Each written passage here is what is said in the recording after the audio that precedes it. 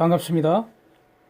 북한 장마당에서 생계형 시위가 빈발하다가 드디어 체제 저항하는 시위가 발생하고 결국 레짐 체인지 될 가능성, 이걸 가지고 한번 신나게 놀아보겠습니다.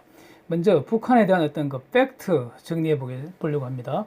2015년 10월 8일자 VOA 보도에 따르면 북한 주민 10명 중 2명만 배급을 받고 북한 가구 소득의 70 내지 90%는 장마당에서 올리고 있다는 겁니다. 또 다른 보도는요, 평양 배급률 한 40%, 전국 배급률은 불과 24%에 불과하다는 겁니다. 그렇다면 북한의 공산주의 배급 경제 체제는 이미 완전히 무너졌고요.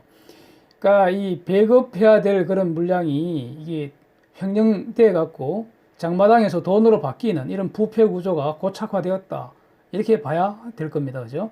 배급 못 받는 사람들 생기는 결국 국가가 아니라 장마당에서 해결된다는 거죠. 주목할 점은요, 이 자생적 장마당 계속 성장한다는 겁니다. 이 포괄적 통제에도 늘고 있다는 거죠. 2015년 한국 정부 발표에 따르면 대략 한 400개 정도 장마당에서 일평균 100만 내지 180만 명이 이용했다는데 3년 후인 2018년 8월 29일자 VOA 보도는요, 이게 북한 당국 공식 장마당 개수가 한 436개, 연간 한 5,600만 불 이 세금을 징세를 했다는 거예요, 북한 당국이. 그러니까 북한 당국 통계는 좀 신뢰하기 힘들고요. 실제로는 그러니까 3년 사이에 저보다 훨씬 더 많이 늘었을 거다. 실제로는 장마당과 이용 인원은 훨씬 많으리라, 이렇게 짐작됩니다. 그렇다면 이제 경제적으로는요, 시장 경제 체제 이미 자리 잡았고 뿌리에서 이게 확산되고 있다. 장마당을 중심으로 물류 시장도 형성 발전하고 있고요. 이런 장마당 물류 시장 이런 걸 대상으로 하는 여러 형태의 서비스 시장도 형성되고 발전하고 있을 거다, 이렇게 봐야 할 것 같습니다. 2019년 1월 28일자 VOA 뉴스는요, 그러니까 과거에는 북한에 고려 링크라는 회사 하나만 있다가 지금은 강성네트, 별 이런 3개 회사가 경쟁적으로 휴대폰 사업을 하고 있다는 겁니다. 그래서 최소한 500만 명 이상 휴대폰 가입 사용하고 있다는데요. 그러니까 문제가 늘고 있고요, 이 사용자 수가. 근데 여기서 또 주목할 점은요, 이거 다 배급 준 게 아니라 시장에서 벌어서 이거 사용하고 있다는 겁니다. 장마당은 자생해서 탄압받았지만 스스로 번성하고 있습니다. 망가진 배급 체계에서 소외된 주민들 생계를 책임졌고요. 또 생활 수준을 향상시키고요. 돈주라는 초기 자본가 그룹 이미 탄생되었고요. 또 계속해서 이 돈주 그룹이 성장하고 있습니다. 제가 즐겨 사용하는 이런 말이 있는데요. 시장에서 부자 나고, 큰 시장에서 큰 부자 나고, 글로벌 부자는 글로벌 시장에서 난다. 제가 아주 즐겨 사용하는 말인데요. 이것이 시장입니다. 시장은 서로가 서로에게 유익을 주고 부가가치 창출하면서 스스로 발전합니다. 이것이 인간의 본능과 합치하는 것입니다. 이제 노동당 꼬라지를 보겠습니다. 2016년 이후에 국제 제재 집중되고 있습니다. 이건 너무 잘 알려진 사실이어서 상세하게 설명할 필요 없고요. 다만 우리가 포인트 맞출 것은 금년 들어 훨씬 더 심해지고 있다는 겁니다. 그러니까 제재 때문에 북한은 정상적으로 수출하거나 수입할 수가 없습니다.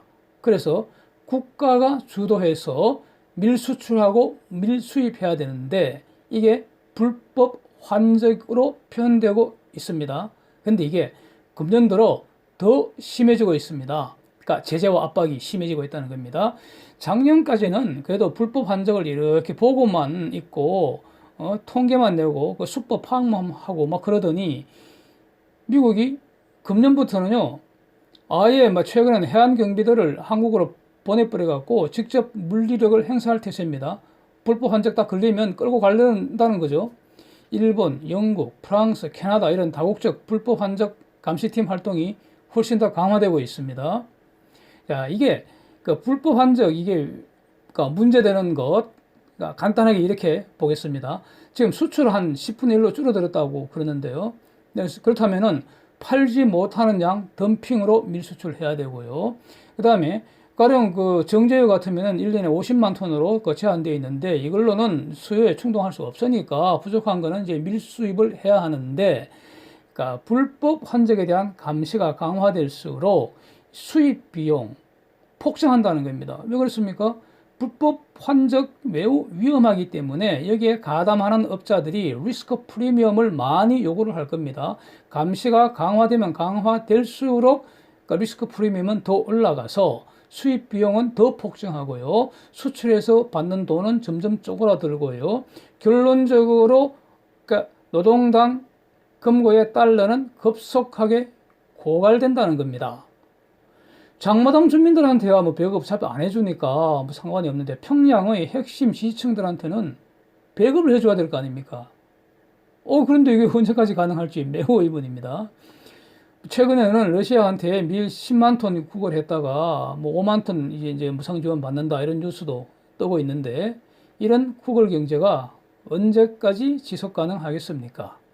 그래서 노동당은 점점 더 쪼그라들고 장마당은 점점 커지고 있다. 이런 중간 결론이 가능합니다. 그렇다면 이제부터 본격적으로 장마당이 이제 성장할수록요, 평양과 주민들은 점점 더 괴리될 것입니다. 이미 괴리 현상은 상당할 거고요. 어쩌면요, 벌써 되돌릴 수 없는 지경인지도 모릅니다. 장마당을 통해서 다양한 외부 매체를 접속할 수 있습니다. 오히려 평양은 고립된 섬과 같이 돼버릴 수도 있죠. 물건과 돈을 매개로 정보가 유통되는 것입니다. 장마당은 이익을 주지만 노동당은 주는 게 없다. 이런 농담이 몇 년 전서부터 아주 장마당에서 인기랍니다. 그런데 진실은 이런 거 아닌가요? 장마당은 모두를 부유하게 합니다. 노동당은 모두를 거시로 만들어서 굶어 죽인다는 겁니다. 평양과 괴리된 주민들은 이념, 체제 유지 뭐 이런 것보다는 안정적으로 돈 버는 데 더 관심이 있을 거 아닐까요? 돈은 자기를 실현시킬 수 있죠. 자기 인생이 돈이 있어야 존재하게 되는 것이죠. 그래서 이념보다 밥이 먼저일 겁니다. 그런데 말이죠, 제재로 석탄, 철관석 팔 수도 없고 인력 수출도 돈도 못 벌고 돈줄은 철저히 막히고 밀수 비용은 점점 더 올라가고, 그래서 이 달러가 떨어진 노동당이 할 수 있는 마지막 수단이 결국 뭐겠습니까? 장마당을 강탈하는 거 아닐까요? 노동당 금고는 비어도 장마당에는 항상 쌈짓돈이 있을 겁니다. 그래서 2019년 3월 13일자 이 RFA 자유아시아 방송 보도에는요, 장마당 통제 강화됐다고 세 가지 사실을 전하고 있는데요. 장세, 즉 세금 인상시켰다는 것과 장마당 운영 시간이 14시부터 20시까지 하루에 6시간만 허용한다는 것과 40세 미만은 장마당에 장사는 못할 뿐만 아니라 아예 출입도 금지한다는 겁니다. 그러니까 이렇게 통제 강화한다는 게 그 뭡니까? 결국 돈 뜯어가겠다는 거 아니겠습니까? 39살짜리가 장사하려고 그러면은 뇌물 줘야 될 거고요. 장마당 운영시간 한 서너 시간, 두세 시간 더 하려면은 또 뒷돈 줘야 될 거고요. 자, 이게 이런 통제 강화가 되면은 당장 뭐 시위하고 그럴 수는 없겠죠. 북한 문화에서.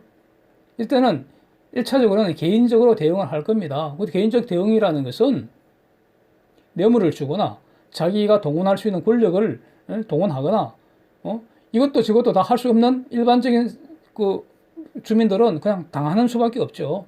자, 이렇게 갈등이 지속되다가 그 생계형 시위가 발생할 수 있는 조건, 대규모 생계형 시위가 발생할 수 있는 조건 한번 검토해 보겠습니다. 북한에는요, 모일 수 있는 자유가 원칙적으로 금지됩니다. 그죠? 집회 시위의 자유가 없잖아요. 그런데 다수인이 모일 수 있는 유일한 창구가 장마당입니다. 가령 청진시에 있는 그 수남시장이라는 곳, 이게 아마 제일 큰 시장인 모양인데요.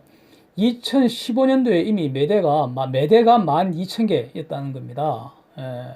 많을 때는 하루 평균 10만 명이 모인다는 겁니다. 여기서 물건을 흥정하면서 모든 것이 소통되는 거죠. 정보가 유통되는 겁니다. 전파가 됩니다. 이 휴대폰뿐만 아니라요, 물건을 통해서, 사람을 통해서 전파가 되는 거죠. 발 없는 말이 천리간다 그러죠. 네. 공통의 관심사, 즉 공통의 이익이 형성됩니다. 공통의 이익이 뭡니까? 아니 30살짜리 왜 장사하면 안 돼? 20살은 장사하면 왜 안 되는 거야? 장마당 아침 10시에 오픈하면 안 돼? 밤 10시까지 영업하면 왜 안 되는데? 이런 게 다 공통의 이익이 되는 거죠. 이 공통의 이익, 즉 우리의 이익을 침해하는 자가 누구냐? 도대체 그게 노동당이라는 사실을 깨닫는 순간 그때부터 노동당은 장마당의 적이 되는 거죠. 이렇게 되는데 이 갈등이 말이죠. 지금도 계속 쌓이고 있을 텐데요. 이게 처음에는 사소한 개인적 충돌 이것들이 붙어서 소규모 충돌이 이제 일어나는 거죠. 근데 이런 소규모 충돌 사례는요, 이미 오래전부터 간헐적으로 듣고 있습니다. 문제는 금년부터죠. 지금 제재 압박이 점점 강화되는 이 순간에 북한 경제가 원래 더 나아질 거라고 여기는 사람들이 있겠습니까? 굉장히 나빠지겠죠. 벌써 노동당 금고 거의 다 비어가고 있는 상황에서 경제 점점 더 어려워지고 이렇게 되는데 이 뇌물 상납 구조, 피라미드 구조 한번 생각해 보십시오. 대납금 상납 구조 유사하게 위에서 목표를 돈 더 채우라고 목표를 올릴 거 아닙니까? 그러면 밑으로 내려갈수록 점점 액수 늘어나서 궁극적으로 부담해야 하는 그 장마당의 주민들이 감당할 수 없는 상황이 되면은 충돌은 불가피하죠. 네. 근데 이것이 금년 여름 지나고 가을 되면은 대규모 생계형 시위 발생할 조건 충분히 무르익을 것 같습니다. 네. 이렇게 예상하는 것이 지극히 당연하지 않을까 싶습니다. 그런데 대규모 생계형 시위가 발생했다고 해서 그것이 곧 레짐 체인지로 연결되지는 않을 겁니다. 그죠? 왜냐하면은 노동당에 있는 사람들도 바보가 아니니까 희생양을 만들겠죠. 중간 관리자, 중간 비리자 희생양으로 삼아서 비리 혐의 다 뒤집어 씌워서 그냥 처형해버리고 걔들 잘하잖아요. 공개 처형 해버리고 또 그 요구사항 들어줘버리고 10시부터 오픈하고 싶다고 그 10시부터 오픈해 이렇게 해줘버리는 거죠. 예. 30초도 장사할 수 있도록 해달라고 그럼 해. 이렇게 요구사항을 들어줘버리는 거죠. 그러시면 이제 잠잠해질 거 아닙니까? 예. 그래서 이런 그러니까 생계형 대규모 시위가 반체제 시위가 되기 위한 조건이 추가로 더 필요할 것 같습니다. 네. 반체제 시위가 되기 위해서는요, 이걸 적어도 기획하는 어떤 구심점도 있어야 될 것 같고요. 그 다음에 구체적으로 반체제 시위가 촉발되는 그런 방아쇠 역할을 하는 그런 어떤 계기 되는 사건이 있어야 할 것 같습니다. 그 구심점과 관련해서 말이죠. 북한의 그 현 체제가 바로 장마당의 적이다. 레짐 체인지 하지 않으면 장마당의 공동의 이익은 망가진다, 없어진다. 이러한 어떤 공통의 인식 퍼지고 이걸 또 퍼뜨리고 그래서 타겟은 레짐 체인지다 이렇게 목표 설정해주고 한 이런 어떤 구심점 하는 역할이 그 조직이 필요하고요. 그렇게 어떤 그 공감대가 형성된 과정에서 갈등이 증폭된 계속 쌓인 과정에서 어떤 구체적인 그러니까 트리거 방아쇠 당겨져야 한다 이렇게 보여지는 겁니다. 자, 좀 더 보겠습니다. 가령 말이죠. 현재 지금 그 북한 경제 해결책 이거 세상 모두가 다 아는데 북한의 김정은만 모르는 것인가요? 미국이 북한 제재 풀지 않으면 북한 경제 해결책은 없습니다. 북한이 핵 포기 않는 한 북한 제재 해제는 불가능합니다. 이거 세상이 다 압니다. 즉, 핵 포기 없으면 제재 해제 없고요. 제재 해제 없으면 경제 해결 안 됩니다.